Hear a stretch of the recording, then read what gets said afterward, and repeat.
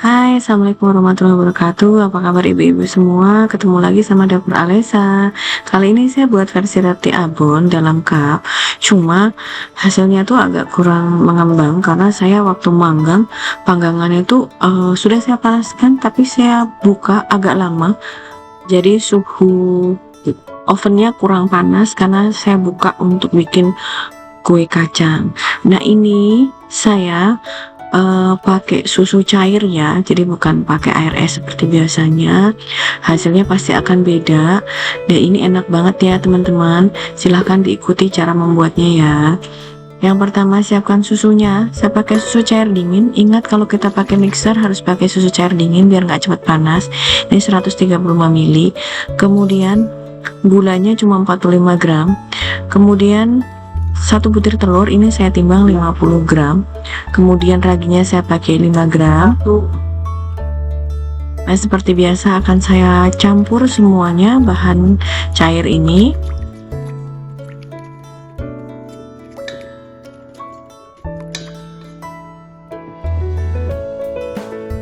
Kemudian saya sisihkan. Lalu saya siapkan untuk tepung terigu protein tingginya 300 gram. Kemudian saya campur pakai susu bubuk 15 gram.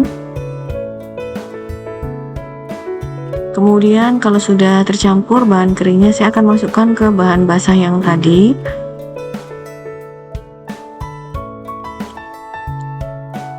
Kemudian aduk rata, mulai dari bagian tengah ke luar. Jadi semua tepung-tepungan akan bercampur sama adonan basah. Baru nanti kemudian saya akan mixer menggunakan standing mixer. Insya Allah nanti akan saya selalu sertakan link untuk cara menggunakan hand mixer ya teman-teman, karena saya sudah tidak bisa pakai hand mixer lagi karena tangannya sakit. Mungkin di video yang sebelumnya juga udah saya kasih penjelasan. Teman-teman kalau misalkan belum punya oven gas atau listrik, oven tangkring pun bisa. Kemarin ada request, nanti kapan-kapan insya Allah saya buat pakai oven tangkring ya. Nah ini kita udah siap, kita mixer sampai dia halus, sampai tercampur setengah kalis lah intinya. Kemudian saya akan masukkan 3 gram garam, baru kemudian 50 gram margarin mentega, atau margarin saja boleh, atau mentega pun akan jauh lebih enak.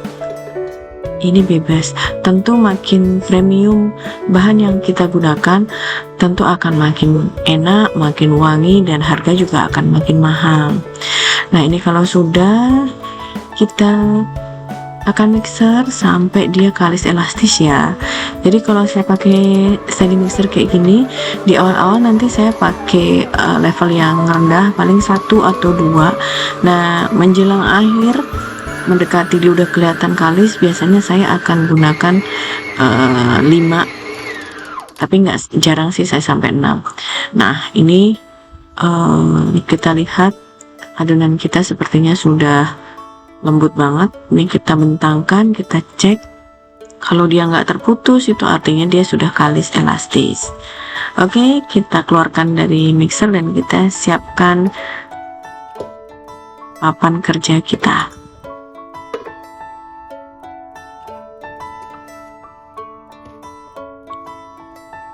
Oke, ini adonan kita sudah kita keluarkan dari mixer, kemudian kita akan bulatkan dan kita akan istirahatkan. Saya cuma setengah jam biasanya, cuma tergantung cuaca juga ya. Kalau misalkan teman mau lebihkan pada saat mengistirahatkan ini juga nggak apa-apa, karena makin dia sering dilakukan degas atau dikeluarkan gasnya, jadi diistirahatkan, dikeluarkan gas, istirahatkan lagi tuh, nanti roti akan makin lembut, makin tinggi, makin montok, makin mengulah. Karena keterbatasan waktu, saya nyambi sana sini, punya balita juga, jadi saya cuma setengah jam. Nah ini sudah setengah jam, kita kempiskan, keluarkan gasnya, kemudian saya akan timbang. Nanti saya bagi 10, semua adonan saya bagi sama rata 10. Lakukan semuanya sampai selesai untuk penimbangannya ya.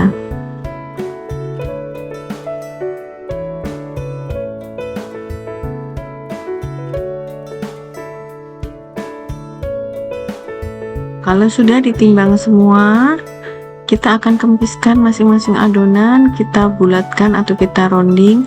Tujuannya apa? Rounding itu untuk mendapatkan tekstur permukaan yang halus bagian atas. Nah, lakukan semuanya sampai habis ya. Kalau yang pro biasanya bisa pakai telapak tangan saja.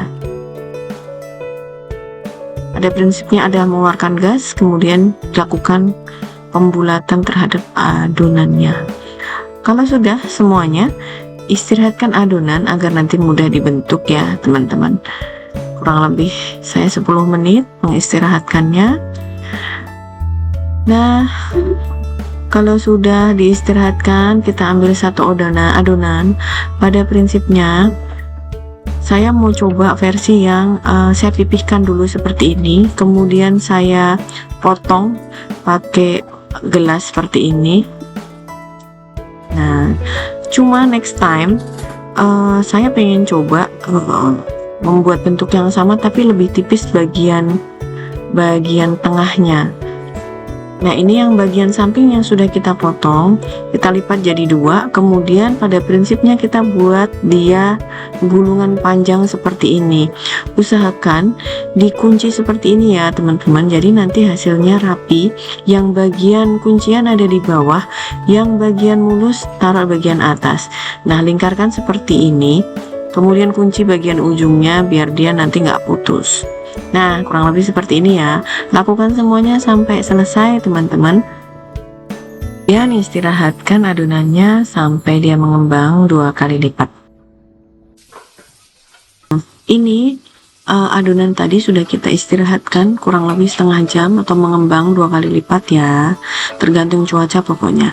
Nah, kalau sudah bagian tengahnya ini tusuk-tusuk seperti ini ya teman-teman ya, keluarkan gasnya karena memang kita pengen dapat tekstur yang lebih padat di bagian tengahnya.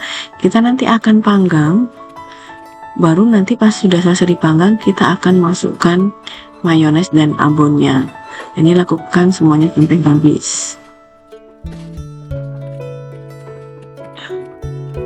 Kalau sudah selesai ditusuk-tusuk semuanya pakai garpu, kita akan oles permukaannya menggunakan susu cair dan kuning telur. Sebenarnya saya pengen bagian tengahnya itu lebih tipis dan bagian sampingnya lebih tinggi ya. Next time saya akan coba yang model seperti itu. Jadi dia akan full di cupnya dan hasilnya bisa lebih cantik.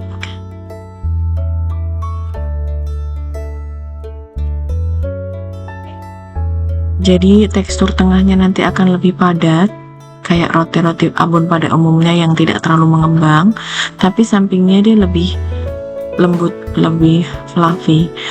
Selanjutnya saya akan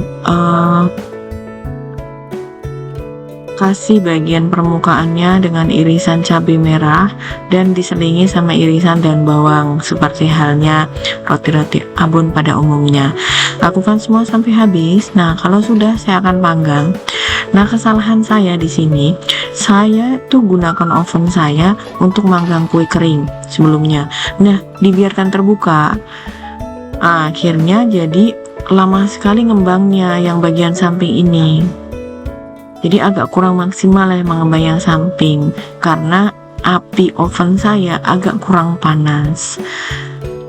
Makanya penting sekali ya teman-teman untuk mengenali jenis oven dan suhu dari api oven yang kita gunakan. Ini kalau sudah, saya akan oles pakai margarin biar mengkilap. Kemudian kita akan mulai dengan menggunting bagian tengahnya untuk kita masukkan campuran mayones dan kental manis. Nah, ini dipadat-padatkan begini biar dia masuk bagian tengah. Kemudian kalau sudah, saya kasih abon daging ya. Ini lakukan sampai menutupi semua mayonesnya dan agak tekan-tekan biar dia padat, biar banyak, biar enak. Kayak gini ya teman-teman. Lakukan semuanya sampai habis. Dan harapan saya semoga roti abon versi dalam cup ini bisa jadi satu referensi buat teman-teman dalam membuat roti abon, jadi tidak hanya digulung saja kemudian dipotong, atau dalam bentuk roti sobek juga bisa. Nah, ini bisa jadi alternatif lah buat kita semua. Semoga bermanfaat. Saya tutup. Assalamualaikum warahmatullahi wabarakatuh.